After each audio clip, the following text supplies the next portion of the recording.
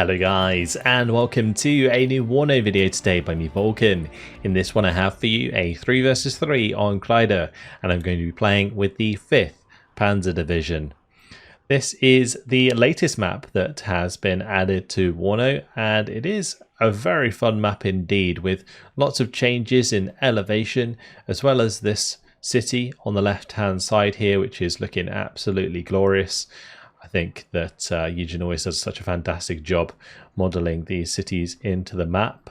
And just bear in mind that, you know, back in Wargame, we could dream of having a big city in the game. But now we do have these big cities with the high rises and all that good stuff, including the skate park and football pitch and all the roads that go in and out. There's even a swimming pool there, lucky chaps.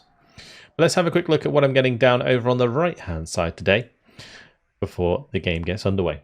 So we have ourselves 3 Fernspeer, Horse Fernspeer leading the charge, with the Fuchsrasset on the right hand side and a couple of Jäger coming up behind those. On the back side we have the Pioneer Führer as my leader. We've got a Gepard and a Roland 2, which are going to be escorting the Leopard 2A3 and Jaguar 2, and I'm also going to be bringing in a Fuchsrasset with those units. So I've deployed that Fuchsrasset further back with these vehicles so that they maintain recon next to those vehicles as we travel to the front line. I don't want that unit to travel too far ahead on its own, because it won't end too well if it bumps into enemy units that it needs to engage. But early on, object oriented, going for the Eagles. So we got F-15 from Warm Conehead, 1 from Object Oriented. Object Oriented has the AMRAAMs, and Warm Coneheads I think has the Sparrows. But MiG-23s are able to get through after those F-15s have pushed back, and luckily for Warm Conehead, both of his Black Hawks are going to survive that engagement, but A-10 manages to get the head-on kill to the MiG-23, soon finished off by the MiG-31. And the Su-27 over on the right-hand side does manage to finish off one of the helicopters, wiping out some aero scouts, but takes a little bit of damage on the way out thanks to my Gepard and Roland 2. Now, since the air is kind of calmed down a little bit after the opener, I am going to be bringing in an F4F. It's important for me to take out this Mi-24V because I've only really got Fliegerfaust that can help out on this right-hand side. So I was hoping to get the F4F to dive on the Mi-24, and then the Fliegerfaust could finish it off. But now I'm just going to have to rely on the Fliegerfaust entirely on their own in order to get the kill here. And unfortunately for me, these have very limited accuracy. Thanks to their veterancy, they do have 50%, but they're still a coin flip every time you fire. So getting my units into position here, I was hoping to put pressure onto Bravo because it's a 2-point sector. So that's what I was setting up for. You can see that I've set the Fernspeer into these positions on the elevated terrain here, so that we can use the GSR trait to spot enemy units in the opposing tree lines, and then I can push forwards. Since I haven't spotted anything so far, the Jäger and one of the Fernspeer is going to start making their way forwards, and I'm starting to move the Roland 2 further to the left because there's still lots of aircraft flying overhead at all times, including these 2 MiG-29s from Vector. So Roland 2 does get a shot towards the Mi-24K, and I was hoping to take that out. The problem with the Roland 2 though is it only fires 2 missiles, then it has to reload, so I wasn't able to finish off that Mi-24K just yet. But with Vector not respecting the Roland, it does go down, and we're even going to be able to start putting pressure onto the Mi-24V AA. On right side for me is a little bit exposed, and Tommy is going to be starting to make a play forwards with the T-64. This wasn't something that I was prepared for at all. As you can see, the majority of my assets are hanging out on my left side. Roland 2 unfortunately failing to get a shot onto the Mi-24V after all of that, and it is going to force me to bring up some supply because the Roland 2 is already down to 3 missiles. That has been firing away quite a lot already. I don't have to worry about supply though, because I did bring in a field supply depot at the start of this one. Now, as you can see, there is this huge cliff that goes around the edge of this map, and that's kind of why the map is called this, because Kreide stands for chalk, I believe, in German. And so you have these like chalk cliffs that we are flying around, and my little Alouette here just going to be covering my right flank to make sure that no helicopters are going to flank me all the way around the back here, because you would stay low enough with a helicopter that you wouldn't be able to be detected until you came up over the cliff. So having the recon on the flank is super important. Now what I've opted to do here, because Warm Conehead was under quite a bit of pressure, is I've shifted over the Leopard 2A3 to provide support onto the T80BV, and I also managed to take out the BMP Recon that was in this tree line here, so you can see that burning wreck. Leopard 2A3 does take quite a bit of damage from the BV, and I don't want to continue that engagement because over time, if you don't get the cohesion low enough on the Soviet tanks, they will just continually hit you due to their autoloader. So that's something you have to be aware of in those ongoing engagements, because if you have low cohesion and they have low cohesion, Soviet tanks will generally win due to that autoloader, because that means that they don't have their reload time affected by sort of low cohesion. Anyway, unfortunately, my Phantom fails to get the AT missile onto the T-64B1, and my Fuchsrassi is trying to run away here from another unit that it bumped into the tree line, but ends up running into enemy infantry instead. Bernspiehr currently in a bit of a bad spot. Did manage to get the M72 Law on target at least to take out the BMP-1 Konkurs, but those Bernspiehr don't really have much place to go, and it's really a matter of me kind of trying to delay as much as possible so that I can get a 2A3 into position. And I'm going to bring a Gepard with me because we've seen quite a lot of helicopters so far, and also a lot of aircraft. Now the aircrafts between the Fliegfast and the Gepards, we should be able to take them out, but not a guarantee. Either way, Tommy's able to kill off my Fernspiehr, and I'm going to have to fall back with the Fliegfast. On the left side, for me, the Jäger Aufkader and Fernspiehr going to get into a position where they can provide good recon onto the Bravo sector. I did see the T-64 coming in there, so I don't want to blindly push this at the moment because it might cause me to get caught out. The Leopard 2A4 does have a decent amount of front armor, like the 18 front armor, but the scariest thing for Leopards is their side armor. They've only got 6 side armor. And so if you get a side shot, it can be extremely devastating, particularly by HGMs, and T-64s have very good HGMs. If at least the good variants do, like the T-64BV, for example. Pioneer Führer defends itself. BMP-1 getting taken out by the Carl Gustav. My Leopard 2A3 going to try and take a shot at the BMP-1K3 to stop Tommy from contesting that on the right-hand side early on. But I still got to respect the T-64B1 that is starting to creep through the tree line here. So we're going to back it up. We're going to get the repairs going. And I'm just going to have to make sure that I continue to play this relatively carefully so that I don't fall behind in kills and losses. Because when it comes to any engagement between tank regiments, you need to make sure that you get the tank numbers advantage. And the way to do that is by playing carefully, making sure you repair your tanks, you know, only take engagements that you are committed to, that you might win. And yeah, that's kind of the way that you get around these. It does take time and patience, but it's generally the way I've found to win these sorts of engagements. Now the Su-25 there from Tommy, planning to come in and take out the Leopard 2A3, I imagine, but with the double Fliegfast in play and the Gepard 1A1, we are able to force that back, even though we didn't manage to find the kill. So Conehead still trying to get into this sector. Unfortunately, the open ground is not the best place for his 101st. So now that Vector has this village, it's going to be very hard for him to push back in there across the open. Meanwhile, my Jäger Aufkader are going to get spotted out by the Motorradwerker, which is going to cause them to come under a lot of fire from the T-61. So they're going to have to back off as well. But I was hoping I could keep the Fernspiehr in cover, but they get spotted as well. Now on the right hand side here, Alouette was actually being chased off by an Mi-24V. Fortunately for me, F4F comes over, takes it down, and my Recon survives another day. So M109 is now coming in on the field. Since we want to kind of blind Tommy, we want to kill off this Modrazvedka if we can and allow my Fernsphere to move back forwards into that position. Meanwhile, 2A4 is going to be trying to clean up any vehicles that we can see here. On the left, Leopard 2A3 still getting a good position here to cover this road, making it harder for Vector to push up onto this ridge. Got a really, really nice position here that looks out. And this is one thing that I actually really like about this game, is how these sort of small cliffs really affect the way that this map plays. You know, you have these different levels of elevation that you have to fight over.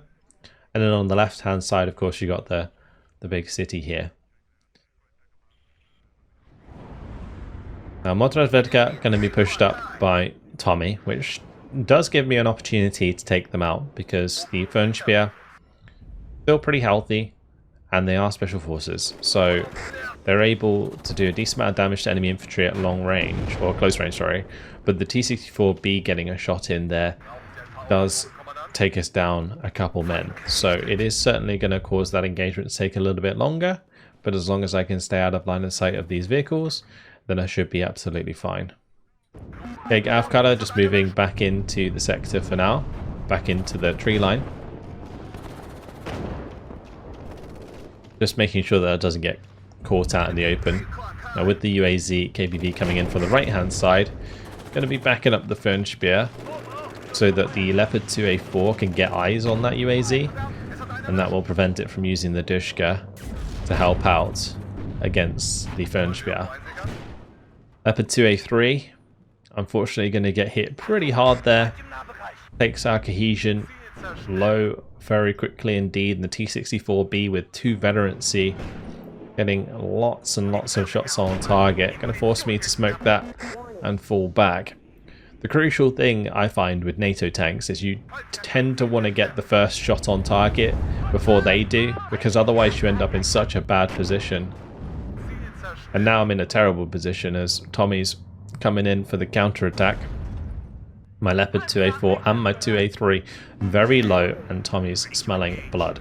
So the Mi-24K going to be able to get the rockets on target there and take out the 2A4 no problem. Fortunately for me, another 2A4 on the way that is healthy, so at least that will be able to help stem the bleeding.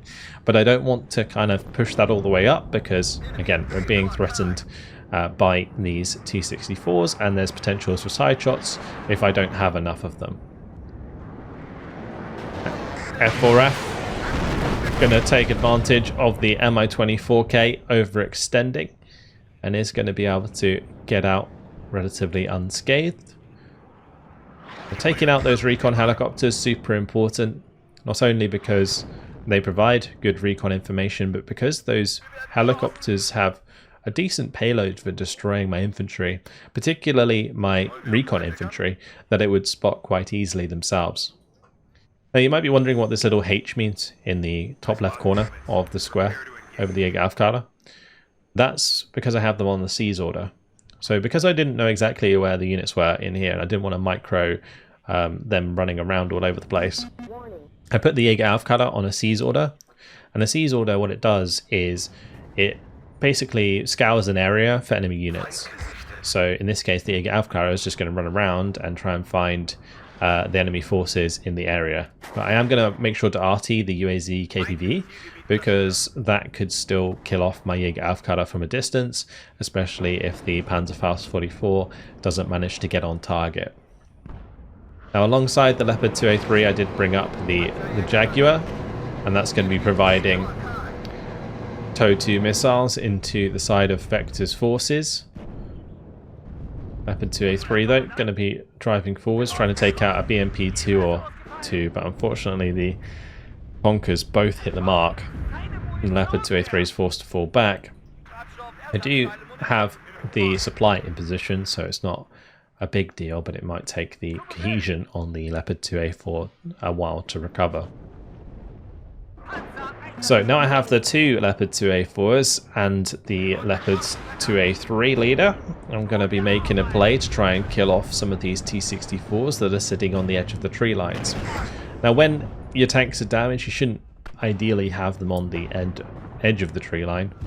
A little bit of a mistake on Tommy's part that does cause one of them to get killed, and the second one takes another shot before it gets into cover. But with the engagement working in our favour, I am going to fall back because the Mi-24V with the Recon missile at 2,800 meter range is pretty scary for me to have to deal with. And I don't have the Roland and Gepard in a good position to engage that. Su-25 coming in, it is pretty low, so I was going to leave that to the Roland and the Gepard to shoot it down whilst the F4Fs engage the Mi-24V, and it works out perfectly. The F4Fs get the kill onto the Mi-24, the Su-25 gets taken down by the Gepard and the Roland. Job well done. We're just removing as many threats as I can that will affect my tanks if I were to make another offensive push. The Roland here lucky to get away from that conkers of Tommy, but the BMP-1P was affected by cohesion. M109's going to be taking more shots again. I'm going to be super careful here not to let the Leopard 2A3 get side shot by that BMP-1. So just going to move over and kill that quickly. My next plan while I was here was to just push over to the left, because I wasn't feeling confident that I could get into Tommy's sector here just yet, because there's still the T-64B on this left side, there's still one on the right hand side, and I would have to kind of push through this narrow area in order to make a difference. So what I opt to do instead is go for a nice flank onto Vector instead and really put the pressure onto his forces, and in doing so Warm Conehead might be able to take back this village entirely. So T-80BV in a bit of a pickle there, gets routed, and we're able to take it out. The Motorazvedka also going to get hit nice and hard. I take out a UAZ before it unloads. So dealing lots and lots of damage. My artillery meanwhile is taking out the Superi RPO. So I'm now going to just drive forwards as fast as I can and try and take out some of these units. Now I was lucky there that HGM of the BV didn't side shot my 2A4, because it would have been a one shot most likely. Su-17 from Vector fails to get an AT missile on target, so that worked out for us as well. Since the T-64BV from Tommy's coming in on the right flank here, I am sort of running out of time. Tommy's starting to react to this flanking play, but I am forcing Vector out of this position, and the 2A3 and the 2A4 trying to get the damage down. T-80BV, second one taken out. Was really hoping to finish off the tour as well, but didn't quite get there in time. Now I have to back off as more reinforcements come in from Vector, and the reinforcements come over from Tommy. You just got to make sure that this BV doesn't get a shot onto the 2A3s, because it can be really, really bad for my forces. But here comes Warm Conehead with a couple of M1 IPs, and he's going to be able to capture back this sector. I made the play because it was getting pretty bad in terms of conquest points, and I knew that I could basically stop the tick by taking the left side here. In the process, Vector's going to lose 2 more Strela 10Ms, and Tommy and Vector's tanks are still under threat. We also managed to shoot down the Mi-24V, so that was great. But in comes the HGMs. That's going to be Conehead's TOW 2 alongside my Jaguar 2. Managing to take out one of the T-64BVs. Unfortunately, the 2A4 does go down. But we are able to reply with a T-80BV kill. So a really, really nice tank engagement here that we are eventually going to have to back out of. Now all of my units are really, really low on cohesion. Their accuracy is going to be absolutely terrible. So there's no point in me trying to engage these BMP-3s at range, which are just going to continuously slap me with 80 gems, because all that's going to end up happening is one of my tanks will rout due to its low cohesion, and then the BMP3 will just smack it in the side armor with the Bastion. Or in the rear armor in this case, because that smoke dissipated as my 284 was trying to run away. So good kill for Vector there. Now taking some pressure on the right hand side as Tommy comes in with some BMP2s. Fortunately, my Fliegerfaust's going to be under a lot of pressure now, and there's not too much I can do about it. The main thing I need to do is just keep the 2A3 alive, and unfortunately it did take a shot from the Conkers, so it's kind of limited in its effectiveness right now.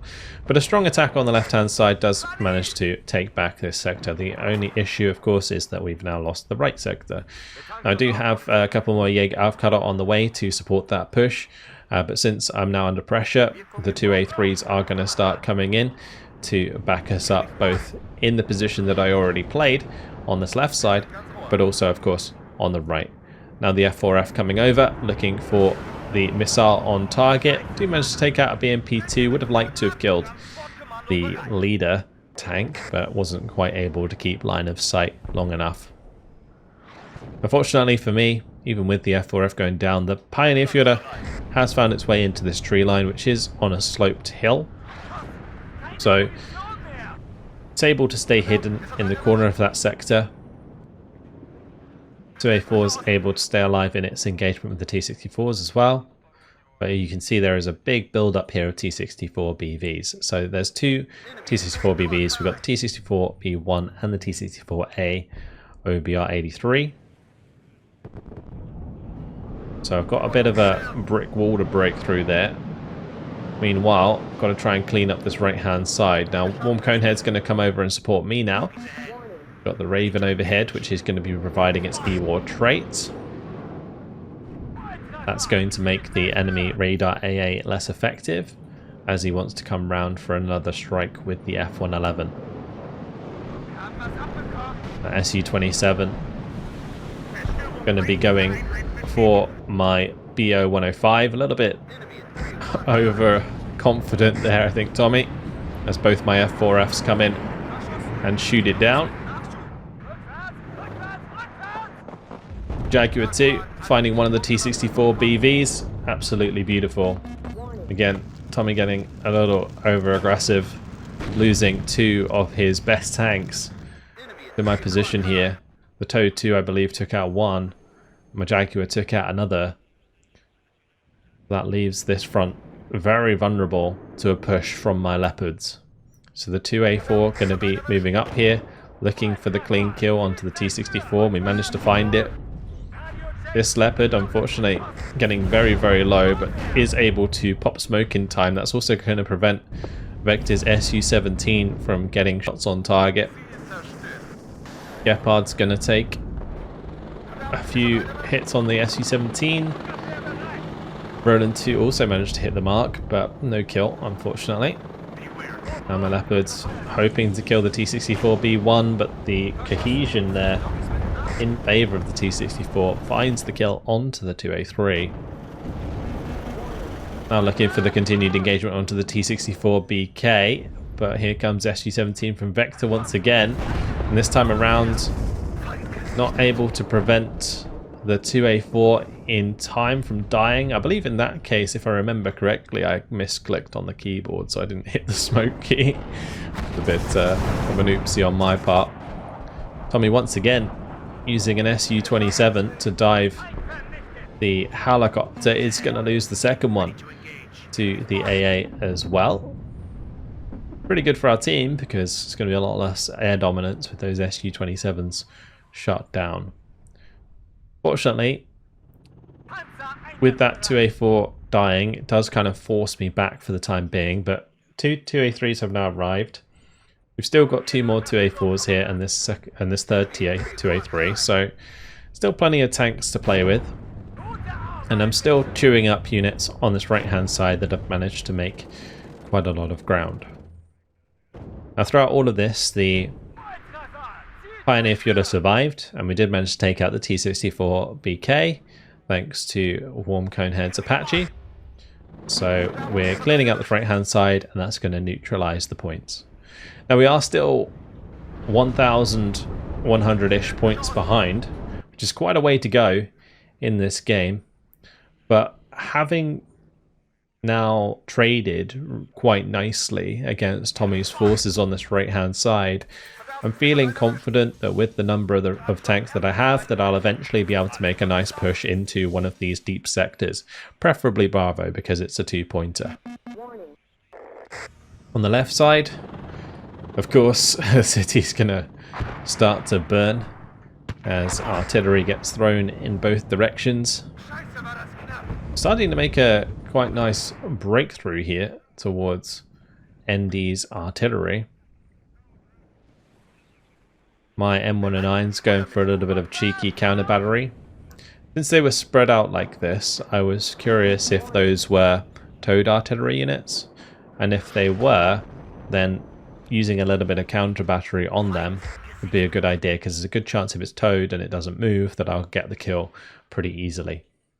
I'm trying to keep this Jägeraufkader alive, as there is still the Recon skirmishes going on in between. I actually really enjoyed this game, or this map, for a 3v3, because you can kind of see how there's this sort of push and pull between me and Tommy, between like Charlie and Alpha, and then like Bravo and Echo.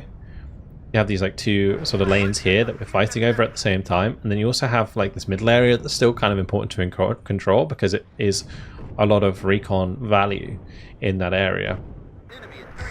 Now, thankfully for me, one of the T-64s is going to get taken out. One of the Bs goes down. The T-64 BVK's used its smoke, so now it's my turn to pounce, and the 2A4s are going to try and run that down. The 2A4s do have very good accuracy on the move, but I am going to stop regardless, just to make sure we get that little bit extra 5% accuracy, and the T-64 BVK does get killed off. So that's another 2 tanks in my favour, and we're really starting to rack up the kills now. I just need the infantry support. So the Panzer Grenadiers are going to be on the way with those Marder 1A2s, and the Milan can act very similar to the Jaguar 2, like that ATGM providing the extra cohesion loss onto enemy targets that we're engaging with the Leopard 2A4s and 2A3s. So this is kind of the setup that you want to have. It's the same with M1A1s and Bradleys, where you have the Leopard 2A3s kind of going first, and then the Marder 1A2s with the Milans kind of hanging back behind, using those ATGMs to engage the same targets. Or if you bump into an enemy infantry squad, then the autocannon of the Marder 1A2 is going to help you kill those a lot quicker. Now in this area I did manage to get a couple of Jaegers into position to kill off his Motorradwerker, which allows me to keep the Jägeraufkader alive.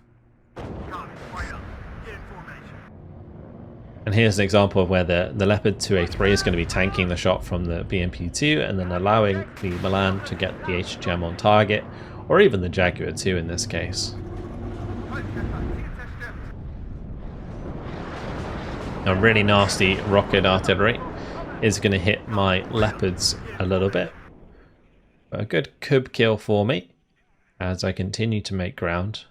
Now, I don't want to make the same mistake that Tommy did and just like overextend some of my tanks and get them killed off easily, so I am making sure to slow down and wait for the Panzergren to get ahead into this tree line before we really fully commit, because there could be T-64 in here, T-64 in here, and as soon as I start moving up a Leopard in between, both are going to pop out and start to shoot me.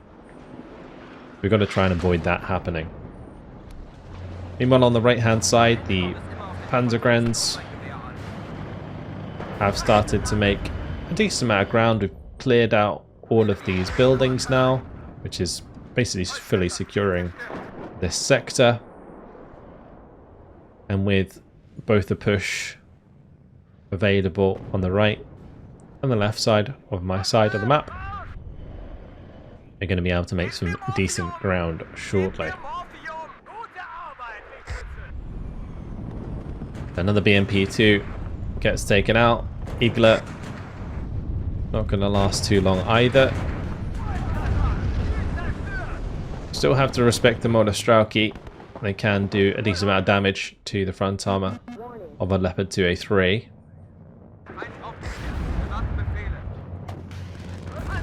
See that? Not just the damage, it's also the cohesion. And what ends up happening is your unit will rout, show side armor, and the next RPG goes straight into that.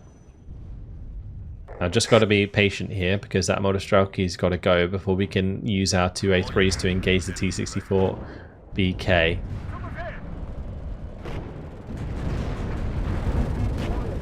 Fortunately, the Milan is going to start dealing a decent amount of cohesion damage to the T-64, but this 2A3 getting hit in the open is going to have to fall back. Well, since this Panzer made it quite a ways up, I decided to bring in the Jaegers. Unfortunately, one of them getting picked off by the T-64. The second one unloading, at least, is going to give us an idea of where those T-64s are located. If I can engage them, begin a line from cover, then I'll be in a pretty good position. So I'm trying to get the Leopards now into cover on the backside of this tree line. And then we can drive forwards there and engage those T-64s. I'm also trying my best to evade the Su-17s that Vector keeps floating around in the back line. But all the while, object-oriented, doing a good job on the left-hand side, pushing forwards with the 82nd. Starting to get pressure onto the far side sector. So T-64B going to win the HGM engagement there. Cobra hits the mark. Cobra does have that 2,625 meter range. It's not quite as good as the Iguana, but still a decent HGM on a tank. T-64 in this case gets completely wrecked by a side shot from the 2A4, so I was pretty happy with that. We're slowly getting ourselves into a position where I can put a leader potentially into the enemy sector. Object oriented did manage to get an airborne leader into his side, so that's helping us get the +1 on the board. But with only 9 minutes left on the clock, we do need quite a bit more than that in order to win. I've got my F4Fs now floating about, ready to engage enemy aircraft. That's because I was hoping to make a play with the 2A3s here. That's why I've also brought up the Recon helicopter.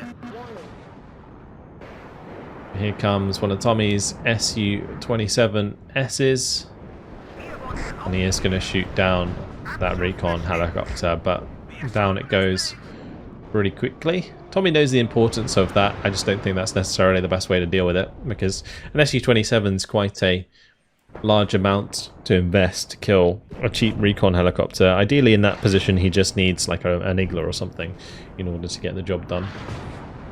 F4F coming in for AT strike, finally gets a Maverick on target, taking out a pretty nice target. The T-64 B1V, still a 235 point tank, so yeah, nicely done.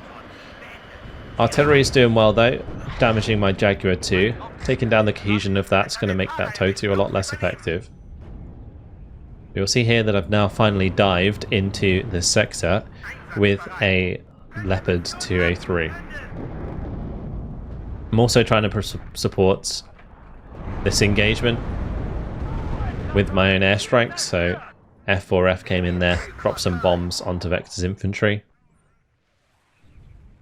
And what ends up happening is you can see that both these T-64s are getting really low after the engagements with my tanks. We've fully captured this left side sector. That's pushing us to a +6. So we're really starting to make some good ground now, as our engagements have started to pay off. Another good kill onto T-64 B1B. T-64 BK, can we back it up? But another T-64 B1, pretty low on health. Really nice crit from me though. Takes out the T-64 BK. Whereas Vedka on the right hand side, gotta get rid of that. And then I'm going to be hunting for the T-64 B1B here. And in just a matter of moments, we've killed a lot more tanks. And there goes another. So absolutely huge engagement from the Leopards here. Take out the supply while we're at it. Got to be careful because the artillery is still coming in on target. But this T-64B going to be trying to retreat.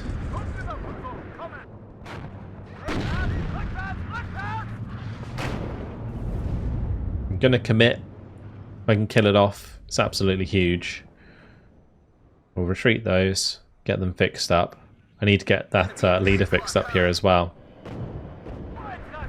I'll get a kill from the 2A3. We're able to take out another T-64 on the left here. BAP-1K3 is also now under threat, which he brought in to try and cap the sector. Unfortunately, that did lead me to losing a Leopard 2A3 on the right-hand side, as I wasn't quite paying attention to that. We're also coming under fire from the T-64 here, so that 2A3 taking a bit of a side shot. And also the Su-17s came in and wiped out these two Leopards. So things pretty wild across the board as we continue to put the pressure on. But back here you will notice that I have got 3 2A3s fixing up, and the Jaguars and the Marder 1A2s. This was sort of like where I was placing all of the units that ended up getting damaged, and as soon as this Mancat 6x6 comes in, it's fixing all of those up for me. Gepard taken out by the Su-24. I'm trying to get this 2A3 to help out. And I did manage to take out a T-80BV, a Vector, and we're also going to be bombing that T-80BVK there.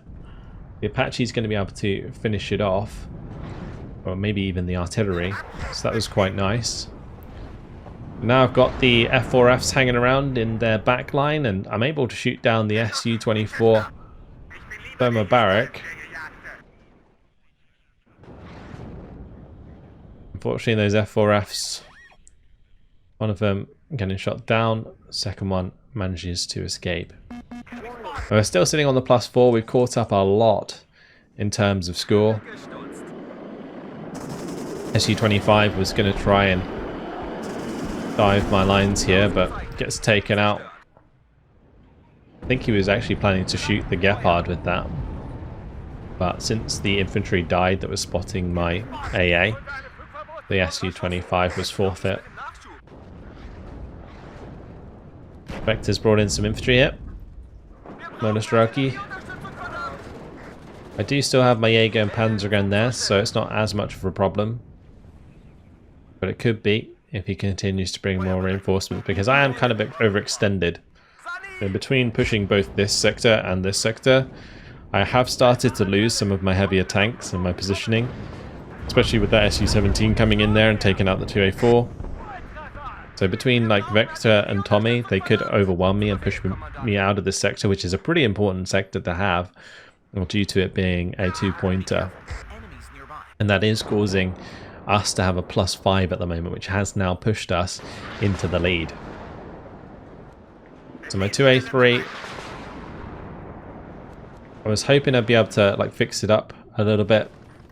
I think in this situation, the best bet would have been to just leave it, like just to leave the sector, because I didn't necessarily need to be in there while I was capping it, but now he's put a leader in there. It kind of needs to stay if I want to hold on to the point for as long as possible. With these Monostrelki moving forwards, like the RPG-26, it's going to be able to get through the front armor of the 2A3 eventually, so I'm now just committing to backing off, and since we're ahead, it's going to be really on them to find the extra points now. I smoked at the last minute there, so the Su-17 missile still manages to get through. Laser guided bomb is fortunately going to miss, as I did smoke the 2A3 early enough. But with now object oriented, managing to chew through Endy on the left hand side, we have taken full control of the city, and that's going to maintain a +2 for us. Yeah, you can see how sort of strung out I have become between the Leopard 2A3 here being on like 0 health, and this 2A3 being basically the last full health tank I have on this left side, apart from the Leopard 2A4 here, which I had covering Conehead. Yeah, things are looking unlikely for me to be able to push back into these sectors, but yeah, object oriented taking advantage on the left-hand side. Really, really good job by him. F4F looking to get some Mavericks on target. Not quite getting the job done, but now Warm Conehead taking the skies with the Eagles. Got the Raven hanging about as well. Just looking for any and all tanks that I can just keep hitting with these F4Fs now as they desperately try and push back and take back ground, because there is now only 50 seconds left on the clock, and that's going to be another T-64 going down. The trucks of Vector trying to make ground as quickly as possible. Tornado IDS coming over even to try and get the cluster on target. One Conehead coming in with a bombing strike. That does a nice amount of damage. Again, they get a really, really nice bombing strike here. Lovely double kill onto those T-80s. Absolutely gorgeous. Now the F4F coming over looking for the T-80DV. Don't quite manage to find it, unfortunately. The SU-24 gets shot down. And we're still dealing loads of damage as more reinforcements come up onto the ridge here. It's not going to matter, as that is victory after 40 minutes with 11,480 kills to 5,870 losses. Crazy, crazy amount of kills, to be honest. Yeah, the Leopard 3s working out pretty well, but it was really the combination with the Jaguars and the Milans that helped me win those engagements at range. The F4Fs just went above and beyond in this one, taking down Su-27s and plenty of helicopters for me. The difficulty I think Tommy was having was every time he was using those helicopters, they were like overextended away from his AA, so he wasn't able to trade the aircraft. And then there was a couple of times where the overextended tanks were getting picked off by my Leopards. But I think early on, making the push into the side of Vector also helped out a lot, because you can see here the amount of kills that this Leopard 2A3 got onto Vector, and that allowed Conehead to get a nice solid position in that town. So props again to Object Oriented for taking out ND in the city as well. Really, really fantastic job. There you have it. Kreide. A very, very interesting map. I like it a lot for 3v3, 4v4 and 10v10. Really nice addition to WARNO. Hopefully you guys enjoyed it. Thank you very much for watching, and I'll see you in the next video. Goodbye.